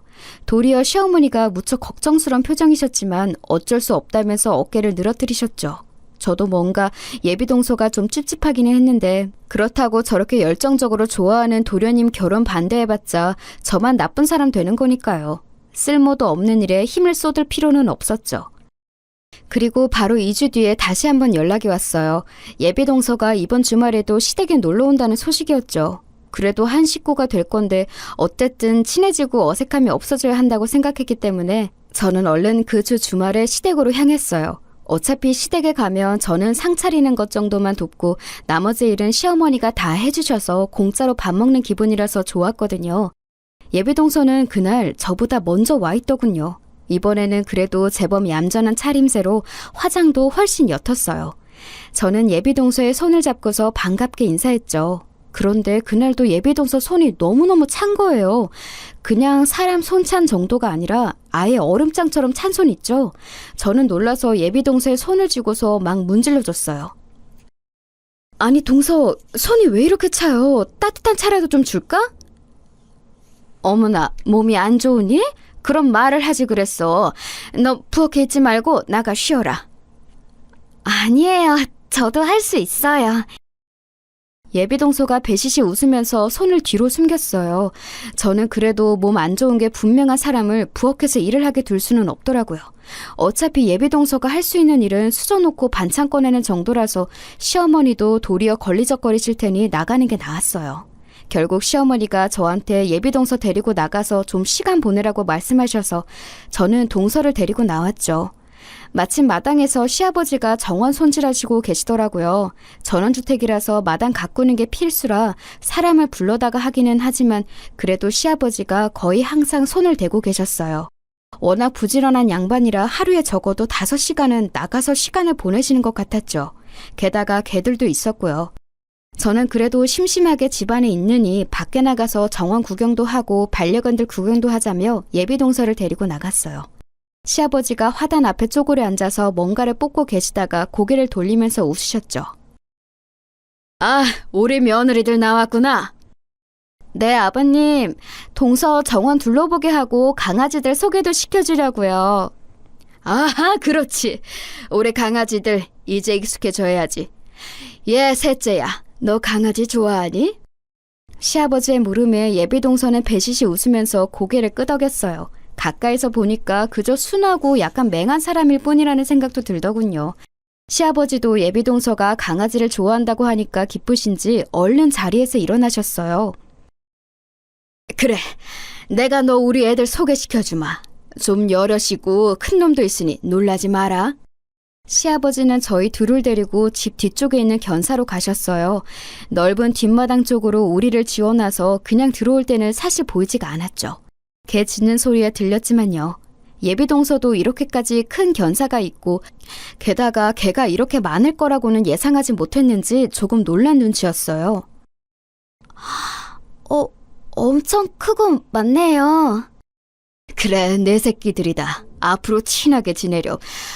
하지만 좀 예민한 애들도 있으니까 오늘 당장 만져보는 건 아니고. 그러면서 시아버지는 예비동서를 견사 울타리 바짝 가까이로 데려가서 하나씩 이름을 부르면서 개들을 소개해 주었어요. 워낙 자식처럼 아끼며 기르는 개들이니 당연했죠. 저 역시도 너무 좋아하는 강아지들이었고요. 사실 낯선 사람이 오면 개들은 짖게 마련이잖아요. 예비동서를 처음 본 개들은 너나 할 것 없이 열심히 짖어댔지만 시아버지가 엄하게 조용이라고 하자 조금씩 안정을 찾아갔어요. 그런데 딱 한 마리 레브라도 리트리버인 장군이만 유독 엄청나게 짖어댔죠. 원래 장군이가 대형견들 중에서 제일 조용한 강아지라서 이상했어요. 오죽하면 낯선 사람이 와도 몇 번 짖고서 엎드려 자는 버릇이 있어서 집을 못 지킨다고 시아버지한테 구박을 받던 개인데 말이에요. 그런데 장군이는 아예 우리 바깥 가까이로 와서 딱 예비동서 앞에 앉아서는 목이 터져라 짖더군요. 예비동서도 당황했는지 뒤로 주춤거리며 물러서면서 고개를 갸웃거렸죠. 얘 왜 이래요? 그러게 말이다. 장군이 얘가 원래 안 이러는데 왜 이러지? 쉿! 조용히! 장군! 조용히! 저도 옆에 서서 장군이한테 조용히 하라고 쉿하고 명령했지만 아무 소용이 없더군요. 예비 동서는 개를 좋아했지만 워낙 대형견인 장군이가 마구 짖어대니 무서웠는지 주춤주춤 뒤로 물러섰어요. 시아버지도 결국 장군이를 진정시키는 것을 포기하고 저희를 데리고 앞마당으로 나가셨죠. 아휴, 이상한 일이구나. 원래 장군이가 저 중에 제일 얌전하거든. 맨날 소형견들한테도 쫓겨다니면서 구박받는 앤데. 그러게 말이에요. 동서, 오해하지 말아요. 원래 그런 강아지 아니거든요. 네. 죄 없는 초면에 예비동서한테 그렇게 짖어대다니 저는 괜히 제가 미안해져서 연신 변명을 했어요. 반면 시아버지는 뭔가 마음에 걸리는 것이 있으신지 눈을 찌푸린 채로 고개를 갸웃거리셨죠. 예비동서는 조금 놀란 눈치였다가 다시 그의 맹한 표정으로 돌아갔고요. 그날 시아버지는 식사를 하면서 예비동서가 놀랐겠다면서 시어머니에게 말씀하셨어요. 시어머니 역시도 놀라서 장군이가 그런 애가 아니라고, 우리 반려견들 중에 예민한 애는 있어도 장군이는 아니라면서 변명을 해주셨죠. 예비동서는 개의치 않는 얼굴로 배실배실 웃고 있었어요. 그런데 그 와중에도 약간 이상해 보이는 예비동서의 행동은 계속되었죠. 왜 식사를 하고 나면 할 줄 아는 게 없더라도 같이 도와서 상을 치워야 하잖아요? 그런데 동서는 아무 말 없이 옆에 서 있더라고요. 저는 아직 어려서 잘 모르나 싶어서 동서한테 슬쩍 이거 설거지통에 갖다 넣어요 하고 귀띔을 했는데 그랬더니 또 말한 대로 잘 그릇들을 설거지통에 가져갔어요. 그런데 문제는 그러고서는 또다시 한번 제가 지시할 때까지 멍하니 옆에 서 있기만 하더라고요. 그래서 제가 반찬통 하나씩 가져다가 냉장고에 넣으라고 했는데 글쎄 간장 종지까지 냉장고에 넣어버린 거 있죠? 먹다 남은 간장을 버려야지 왜 냉장고에, 그것도 랩도 안 싸고 넣었는지 알 수가 없었어요. 그런데 예비동서는 정말 아기라고는 조금도 없어 보이고 그냥 안색이 좀 피로한 듯 보일 뿐이라서 원래 부엌일에 대해서 정말 모르는구나 싶었을 뿐이었어요. 그리고 솔직히 말하면 약간은 모자란 사람이구나 싶기도 했고요. 거실에 나가서도 예비동서는 자리에 앉지 않고 유령처럼 거실을 이곳저곳 걸어다니더라고요. 눈치챈 시동생이 얼른 가서 동서를 데려다가 소파에 앉혀주었는데 묘하게 정신이 빠진 듯한 그 느낌이 이상했어요. 뭐 저한테 날씬하지 않다고 했던 거나 제대로 일 안 하는 거나 생각하면 그냥 버릇이 없는 요즘 여자애라고 볼 수도 있었지만 이상할 정도로 뭔가 마음에 걸리더라고요. 시아버지도 뭔가 생각에 잠긴 듯한 눈으로 예비동서를 주시하는 듯한 눈치였어요. 시아버지가 꽤나 깐깐한 양반이라 아무래도 신경에 거슬리면 곤란할 텐데 싶어서 저도 좀 신경이 쓰이더라고요. 반면에 시동생은 예비동서한테 푹 빠져서 그 얼굴만 보느라고 아예 가족들한테는 눈길도 주지 않고 있었고요. 시아주머님하고 형님은 이미 예비동서가 못마땅하셔서 혀를 차셨고 남편도 좀 이상하다면서 고개를 갸웃거렸고요. 그나마 제가 가장 예비동서한테 호의적인 느낌이었어요. 그날 예비동서는 점심을 먹고 돌아갔어요. 예비동서를 데려다주고 시동생이 돌아오자 시아버지가 뭔가 생각에 잠긴 얼굴로 시동생을 거실로 불러내셨죠. 당시 저희 가족들이 전부 거실에 모여 앉아 TV를 보고 있었거든요. 시아버지는 시동생을 보면서 한숨을 쉬셨어요. 이상하게 듣지 말아라. 너 결혼할 새아가 어떤 사람인 거냐? 네? 무슨 의미로 말씀하시는 건지. 말씀드렸던 대로 영상회사 다니는 사무직원이에요. 그냥 보신 바대로 순하고 좋은 사람이고요. 그래? 그 이상은 없고? 그 이상이 있을 게 뭐가 있나요? 시동생은 도리어 영문을 모르겠다는 얼굴로 시아버지를 바라보았어요. 사실 저도 시아버지 말씀이 무슨 뜻인지 알 수 없어서 어리둥절했죠. 원래 시아버지가 공무원으로 퇴직한 분이셔서 좀 까탈스럽고 깐깐한 부분이 있긴 한데 그래도 이렇게 영문 모를 말씀은 잘 안 하셨거든요. 시아버지는 알겠다면서 다음 주 주말에 다시 한번 예비동서를 데리고 오라고 하시더군요. 놀러 가려고 했다는 시동생의 말에 시아버지가 눈살을 찌푸리셨고 결국 시동생은 아무런 항변도 못하고 다시 데리고 오겠다고 약속했죠. 최근에도 시동생은 외박이 꽤나 잦은 모양이던데 저렇게 시아버지한테 찍소리도 못하면서 외박할 때만은 자신감이 대단하구나 싶을 정도였어요. 저희도 이번 주 주말에 올까요? 하면서 시아버지께 여쭤봤더니 시아버지는 너희 마음대로 하라고 하셨어요. 계속 시댁에 오는 것도 좀 지루했고 남편하고 말을 맞춰서 다음 주에는 놀러 나갈까 싶었죠. 그런데 그 어린 예비동서한테 이 집안에서 가장 호의적인 게 저라는 사실이 조금 걸렸어요. 시댁 식구는 아무리 친근해도 시댁 식구죠. 게다가 지금 예비동서는 아무리 맹해 보여도 낯선 시댁에서 아주 불편할 텐데 저처럼 조추측맞고 명량하고 마음 쓰는 사람이라도 없으면 완전히 낙동강 오리알처럼 겉돌 것 같았어요. 실제로도 시어머니는 이미 예비동서한테 정이 완전히 떨어진 듯한 느낌이셨고요. 형님도 그러셨고 시아버지 어머님도 그러셨고요. 근데 물론 그분들을 탓할 수는 없었어요. 누가 봐도 객관적으로 예비동서가 좀 이상했거든요. 다음 주 주말 남편은 도리어 시댁에 가기 싫다고 집에서 드러누우려고 했지만 제가 억지로 끌고서 시댁으로 갔어요. 남편은 이상한 여자라면서 아니 무슨 마누라가 시부모님 뵈러 간다고 이렇게 적극적이냐고 투덜거리기까지 했죠. 뭐 넉살 좋고 명량한 마누라 얻은 자기 잘못이지 제 잘못인가요? 어쨌든 그날도 남편하고 같이 시댁에 갔고 남편은 쉬고 싶다면서 곧장 2층으로 올라가 버렸어요. 아무리 제가 시댁에서 편해도 저렇게 방치하고 사라지다니 언젠가 남편 버릇을 고쳐야겠다고 생각하기도 했죠. 아무튼 그날도 예비동서는 시동생 손에 이끌려서 시댁으로 왔어요. 그런데 손님 한 분이 더 계셨죠. 아버님? 저분은... 이쪽은 내 옛 직장 후배다. 지금 우리 장군이 옛 상사이기도 하고. 상사요? 시아버지는 조용히 다가와서 저한테 귓속말을 하셨어요. 내가 관세청에 있었던 건 알지? 공안 근무도 했고 그때 후배다. 마약 탐지견 핸들러이기도 하거든. 장군이 데리고 일하던 사람이지. 그러고 보니 시아버지는 관세청 소속으로 공항에서도 일하셨다고 하셨어요. 마약 탐지견으로 일하던 장군이는 그때 인연으로 은퇴한 걸 데려온 거라고 알고 있었고요. 그 손님은 일어서서 저희 가족한테 인사하셨고 넉살 좋게 웃으면서 이야기를 나누셨죠. 왜 가족끼리 모이는 날에 손님을 초대하셨을까 의문이 들었지만 시아버지 후배분 역시도 상당히 성격이 좋으셔서 저와 시어머니는 신나게 수다를 떨었어요. 그러다가 갑자기 시아버지가 후배분을 부르시더니 또 예비동서하고 저를 같이 부르시더라고요. 얘들아, 너의 일에 좀 와보렴. 네 하고 대답하고서 예비동서를 데리고서 저는 시아버지가 부르시는 대로 따라갔어요. 시아버지는 후배분과 이야기를 조용조용하게 나누시면서 마당으로 나가 뒤쪽으로 가셨죠. 집 뒤쪽에 펼쳐진 견사를 보고서 후배분이 웃으시더라고요.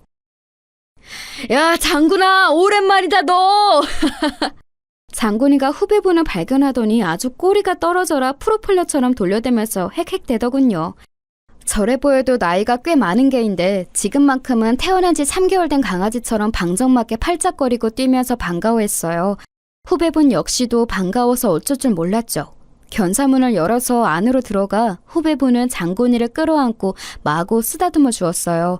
그리고 뒤늦게 따라간 저와 예비동서가 견사 울타리 가까이로 다가갔죠. 그런데 이상한 일이죠. 그 후배분과 그렇게나 기쁘게 반가워하던 장군이가 순간 저희 쪽을 보더니 짖기 시작했어요. 저도 예비동서도 조금 어리둥절하다가 제가 웃으면서 그랬죠. 아유, 장군이가 또 동서 보고 난리네. 좋아서 저러나 봐. 그럴까요? 동서는 맹한 표정으로 주춤거리면서 견사 울타리 가까이 가서 장군이를 들여다봤어요. 그런데 좋아서 그런다기에는 장군이 표정이 심상치 않았죠. 그리고 그 뒤에 서 있는 후배분 표정도 그랬어요. 왜 저렇게 심각한 표정을 하고 계시지 싶었는데 시아버지 역시도 표정이 좋지 않으셨죠.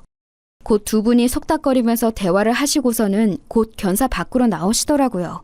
그러더니 후배분은 곧 급한 일이 생겼다면서 인사하고 사라지셨어요. 그날도 적당히 이야기 나누고 서로 시간을 보내다가 시동생이 예비동서를 데려다주고 오겠다면서 나갔죠. 오늘도 그냥 이렇게 끝나나 보다 하고 시댁에서 자고 갈지 아니면 늦게라도 우리 집에 갈지 고민하고 있던 찰나였어요. 시동생이 거의 구르듯이 집 안으로 뛰어들어오더라고요. 얘, 너 무슨 일이니? 아니, 너 새아가 데려다주고 온 거 아니야? 왜 그래? 무슨 일 있어? 어머니 큰일 났어요. 갑자기 경찰이 걔네 집 앞에서 체포한다고. 뭐? 무슨 소리야? 알아듣게 말해. 마약했대요. 걔가 마약 신고가 들어왔다고. 시동생은 숨을 헐떡거리면서 외쳤고 저희 가족들은 전부 다 너무 놀라서 벙쩍였어요. 아니, 갑자기 마약이라니? 이게 대체 무슨 소리인가 싶어서 저와 남편은 서로 손을 꼭 잡았죠. 멀쩡하던 사람이 갑자기 마약으로 체포라뇨.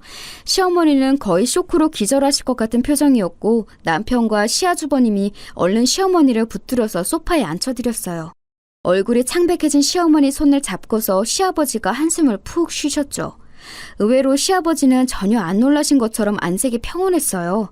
마치 이럴 줄 아셨다는 듯한 얼굴이셨죠.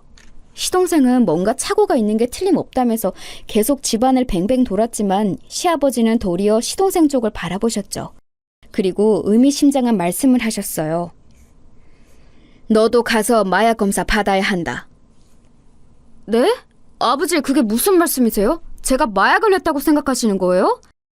너도 모르게 투약이 되었을 수 있어. 경찰에 가라.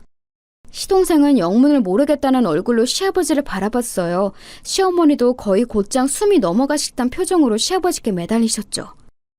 그게 무슨 말씀이에요, 여보?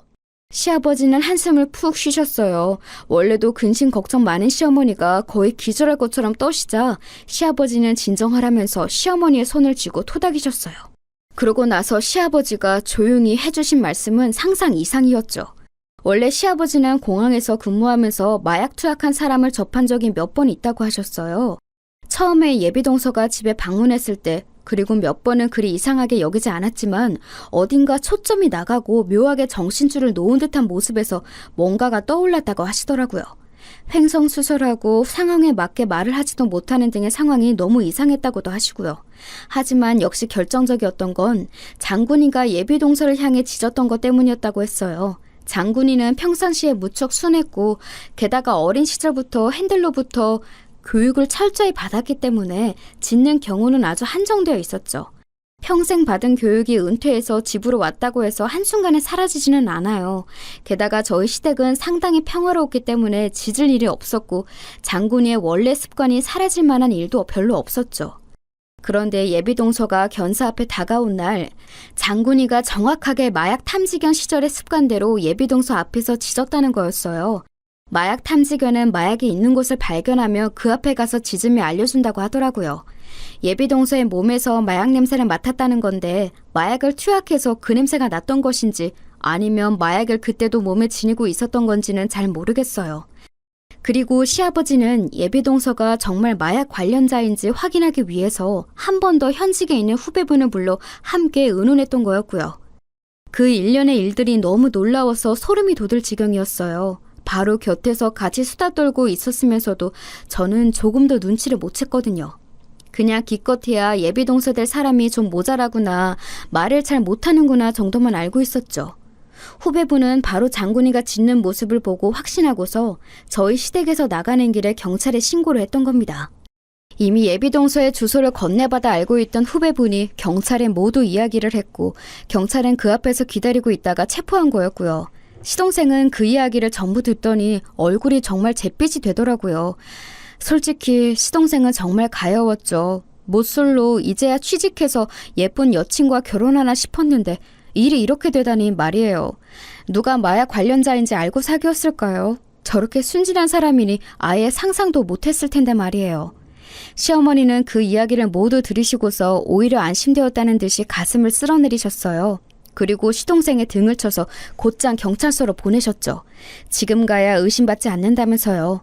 의도치 않게 자수 비슷한 곳으로 경찰서에 간 시동생은 역시 마약 검사를 받았고 당연히 결백이 증명되어 관련이 없다는 사실을 인정받았어요. 나중에 들으니 그때 그 예비동서가 될 뻔했던 여자는 심지어 체포당하던 그때 마약을 지니고 있었다고 하더라고요. 저희 시댁에 왔을 때도 몸에 마약을 가지고 있었던 거죠. 장군이가 그래서 더 격렬하게 짖었다 싶었어요. 아무튼 정말 소름 끼치는 일이었죠. 그 일 이후로 저희는 장군이한테 보양식을 특별히 마련해줘서 먹였어요. 집안에 범죄자 마약 사범이 들어올 뻔했는데 그걸 막아줬으니 정말 대단한 수호신 아니겠어요? 시동생은 한참이나 자신의 옛 여자친구가 마약 사범이라는 사실을 인정하지 못하고 경찰서로 쫓아다녔지만 결국은 인정하고 그 이후로도 여자친구를 사귀지 못했어요.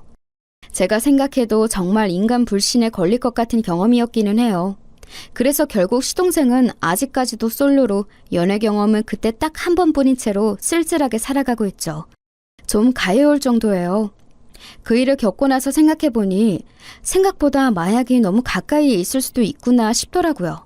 곁에 만나는 누군가가 그렇게 위험한 인간일지도 모른다고 생각하니 소름도 끼치고요. 그래도 저희 집안에는 가족이 되기 전에 잡혔으니 다행이지만 다른 어떤 곳에서 또 숨어 있을지 모르는 일이잖아요. 다들 조심하고 혹시라도 이상한 사람이 있으면 조심도 하셔야 할 것 같아요. 제가 겪었던 이상한 이야기는 여기까지입니다. 모두들 주변 사람도 조심하자고요.